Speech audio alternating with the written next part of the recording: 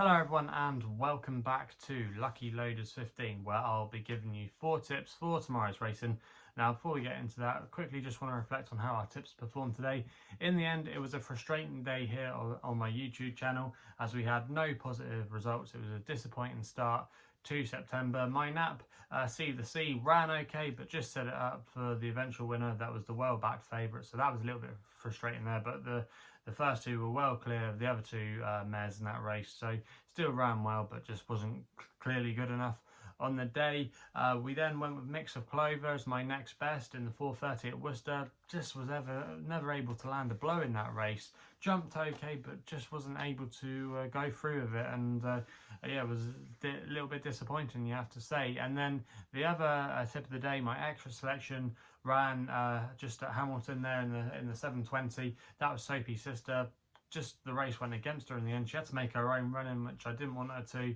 I kind of knew our chance was blown at the start. I was hoping Mark Johnson's horse was going to make it and we would have something to aim at. But in the end, she just set it up for everything else. And yeah, I think you can put another line through that run, even though it was frustrating because the original pace I thought with Vea Maggie, she became a non-runner, so that was really annoying there. But yeah, that's the way it goes, but hopefully we can bounce back tomorrow and have some winners for you guys. And like I say, 4 tips for tomorrow's racing, and we're going to be going to Salisbury for the first one of them, where my next best of the day is going to be running. It's in the 2 o'clock at Salisbury. Now I don't normally go for 2-year-old novice races, but I thought Persist could be the one to be with here for Tom Marquand and William Haggis. At the current time recording, was available at 11-4, and I'm going to recommend a 1-point win bet. That price was available with Bet365, but this horse has got a lovely pedigree. She's by Frankel, out of a Group 1 winning mare, Persuasion, and she's bred to go on to bigger and better things. She's actually got an entry in the Group 1 Filly Stakes at Newmarket next month, so they obviously think quite a lot of her. But this horse, go back and watch the replay. She did everything wrong. She was slowly out the gate. She was a little bit keen and buzzy, but then she kind of switched off halfway through, and she was learning on the job. She was never going to get into the race because she had too much ground to make up, but she did make up a lot of late ground, and she was running on really strongly at the end. And I think she'll be a lot more streetwise tomorrow.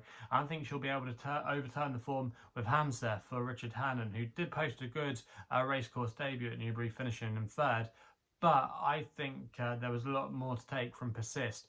And I just think, yeah, she's going to reverse that form tomorrow. And at 11-4, I don't think that's a bad price at all there. I think the track at Salisbury will suit. And if she can just get away a little bit more alertly, I think she's got a great chance. So yeah, Persist is going to be my next best of the day in the 2 o'clock at Salisbury. Then we stay there for the 2:35, which is their feature race of the day. This is where an extra tip is going to be coming in here. In the Group 3 Dick Paul Filly Stakes, and we're going with Dubai Jewel for Andrea Zaney and Andrew Bolden. Now, the current time recording, this horse was available at 7-1 with SkyBet, who are offering 4 places. I'm going to recommend an each way selection here.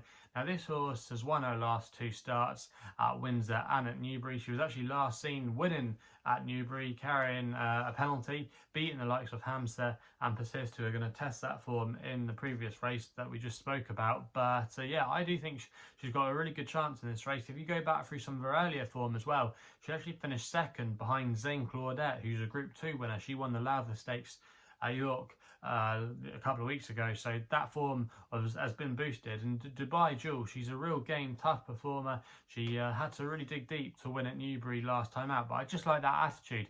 And a lot of horses that win at Salisbury are often raced quite handily. You don't see too many horses coming from too far back, so if she can get into a good position, maybe up there with the front wave or just tracking the pace, I think she's got an ideal chance. I think 6 furlongs is definitely her trip. There are obviously some other smart types in here that have got strong claims, but I just like the fact we know she's going to be fine at the trip. She's got a good tough attitude, and I think she's actually better than her current rating, and should be a little bit shorter in the betting if you ask me. But yeah, I do think this horse has got a good chance tomorrow, and I'd be disappointed actually if she couldn't finish in the first 4. So Dubai Jewel is going to be my selection there in the 2:35 at Salisbury. We then go to Sedgefield for a bit of jumps action to the 2:55 with my long shot of the day. Now, this horse I'm going with here is River Frost, currently available at 10-1 for Ben Haslam and Richie McLennan, riding in the JP McManus colours.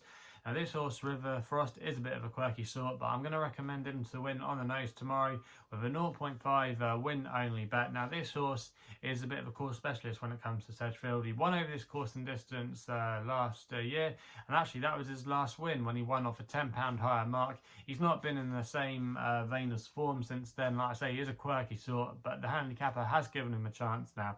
And even though he was well beaten and well tailed off last time out at Sedgefield, I just don't think that trip suits him. I think this is his right distance. He's a bit of an exuberant sort, but I do think 2.5 is his is more of his cup of tea, and I think the small field will help him as well. I think you can give question marks about the others in here. Pardon me, obviously will have his supporters tomorrow. He has been in good form, but Sedgefield is a different type of track to what he's been used to, and a lot of horses don't always take to it. So I do think it pays to go with a course specialist here. Instant Replay is the other course specialist, but he fell last time out, and he's a bit of an inconsistent sort. But I just thought there could be an upset on the cards here for a trainer that does well at these tracks with these JP McManus horses, these cast-offs that he gets, but he does do well with them. But yeah, I just thought River Frost in here could maybe surprise a few tomorrow. Like I say, down to a good mark, and he's won over this course and distance before. So yeah, I think he's got a few things in his favour tomorrow, and the ground should be no problem as well. So he's going to be my long shot of the day. We then go to my nap, which runs on the all-weather in the evening action at Chelmsford, and we are going to be going to the 8.25 for the 2 mile contest. I quite like the chances here of the Vegas Raider for James Doyle and Michael Bell in the colours of Midland Park Racing.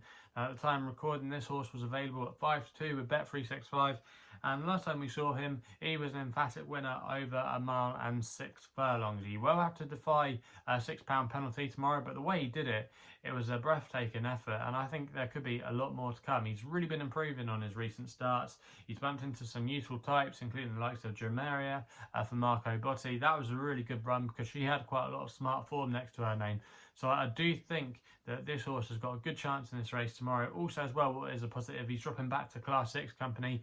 He has met a couple of these rivals in the past, but I just think he's going on an upward trajectory, and he will have to give away, like I say, the penalty, but I just think he's got things in his favour, and he can be ridden versatile as well. He can make his own running, he can be held off of the pace. He could have a bit of a pace to aim at tomorrow, which could suit him. I think there's a lot to like about this fella, and for me, the Vegas Raider should be a little bit short in the betting, and I think he's going to take all the beating there in the race at Chelmsford. So yeah, they're the 4 tips for tomorrow's racing. Hopefully we can put some winners on the board for you guys tomorrow. But yeah, if you're still enjoying these videos, remember to hit that thumbs up button, subscribe here to my YouTube channel at LuckyLoaders15. Also as well, if you want to follow me on social media, please do so, where my handle is at LuckyLoader15 on Twitter.